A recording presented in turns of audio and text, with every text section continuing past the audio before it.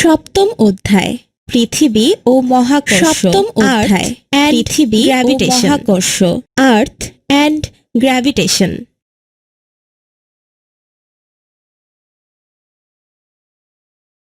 আমরা ষষ্ঠ শ্রেণীতে জেনেছি বস্তুর প্রতি সেকেন্ডে বেগ পরিবর্তনকে বা বেগ পরিবর্তনের হারকে ত্বরণ বলে।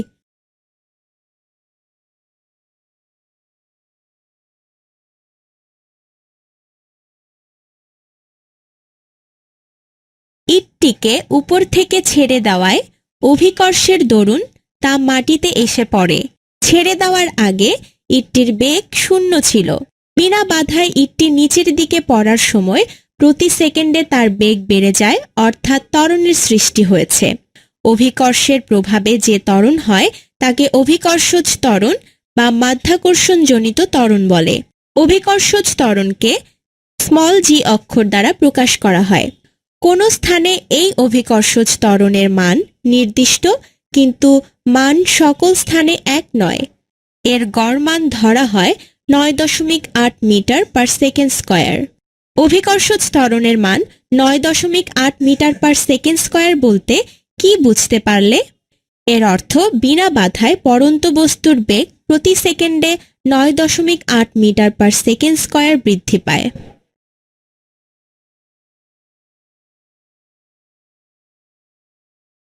অর্থাৎ স্থির অবস্থা হতে ছেড়ে দেওয়ার 1 সেকেন্ড পর বস্তুটির বেগ 9.8 মিটার পার সেকেন্ড। 2 সেকেন্ড পর হবে 2 ইন্টু 9.8 মিটার পার সেকেন্ড এবং 3 সেকেন্ড পর 3 ইন্টু 9.8 মিটার পার সেকেন্ড হয়, ইত্যাদি। আমরা জেনেছি দুটি বস্তুর মধ্যে ক্রিয়াশীল মহাকর্ষ বল F equals to G into m1 into m2 by d square।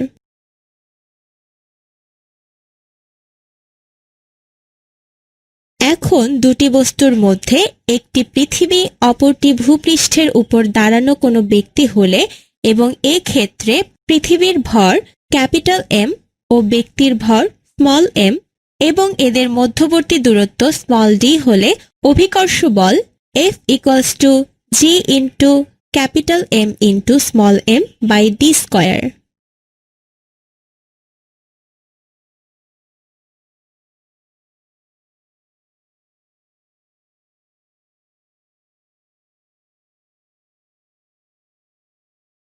আবার পৃথিবী ব্যক্তিটিকে যে বলে আকর্ষণ করে তা হলো ব্যক্তির ওজন। এই বলের পরিমাণ হলো F equals to mg। তাহলে আমরা পেলাম F equals to G into capital M into small m by d square এবং F equals to mg। সুতরাং mg equals to G into capital M into small m by d square বা small g equals to capital G into capital M by d square। সমীকরণে যেহেতু বস্তুর ভর small m অনুপস্থিত, তাই অভিকর্ষজ ত্বরণ বস্তুর ভরের উপর নির্ভর করে না। আবার g এবং পৃথিবীর ভর ক্যাপিটাল M ধ্রুবক, তাই অভিকর্ষজ ত্বরণ নির্ভর করে পৃথিবীর কেন্দ্র থেকে বস্তুর দূরত্বের উপর।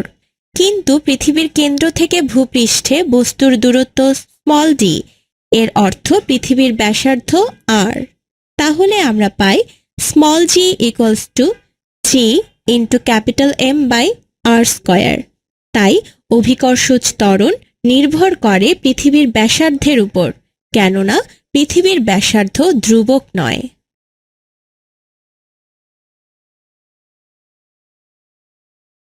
পৃথিবীর ব্যাসার্ধ কেন ধ্রুবক নয় বলতে পারবে? পৃথিবী সম্পূর্ণ গোলাকার নয়, এর আকার অনেকটা কমলা লেবুর মতো।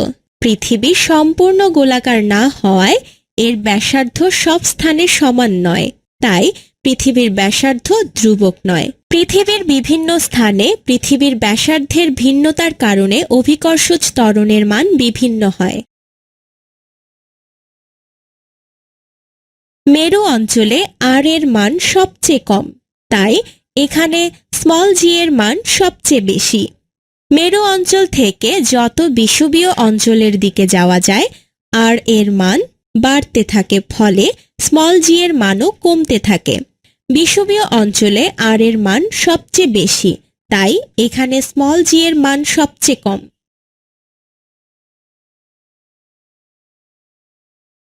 ভূপৃষ্ঠে অভিকর্ষজ ত্বরণের মান সবচেয়ে বেশি, কিন্তু ভূপৃষ্ঠ থেকে যত উপরে যাওয়া যাবে স্মল জি এর মান ততই কমতে থাকে।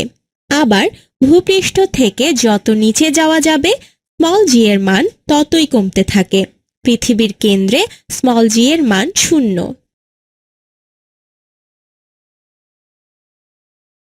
তোমরা কি বলতে পারবে ভূপৃষ্ঠ থেকে যত নিচে যাওয়া যায় স্মল জি এর মান ততই কমতে থাকে কেন? কারণ পৃথিবীর ব্যাসার্ধ যতই কমতে থাকে পৃথিবীর ভরও আনুপাতিক হারে বেশি পরিমাণে কমতে থাকে।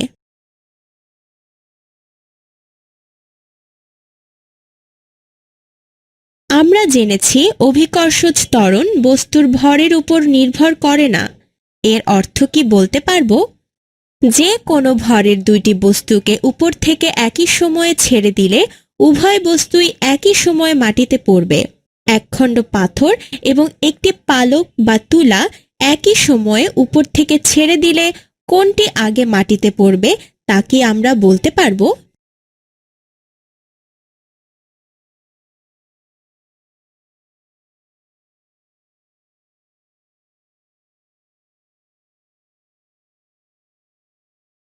পাথরের খণ্ডটি আগে মাটিতে পড়বে। এর কারণ কি বলতে পারবো? যদিও পাথর ও তুলার উপর ক্রিয়াশীল অভিকর্ষজ ত্বরণ একই, তাই এদের একই সময়ে মাটিতে পড়ার কথা, কিন্তু বাতাসের বাধার ভিন্নতার কারণে পাথরের খণ্ডটি আগে মাটিতে পড়বে। বাতাসের বাধা না থাকলে কি বস্তু দুইটি একই সময়ে নিচে পড়তো? চলো একটি পরীক্ষার মাধ্যমে দেখি।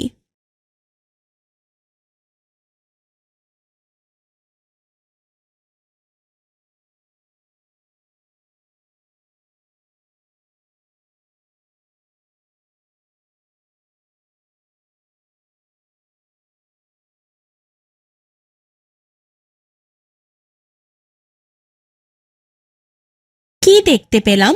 কয়েন ও পালকটি একই সময়ে নিচে পড়ল।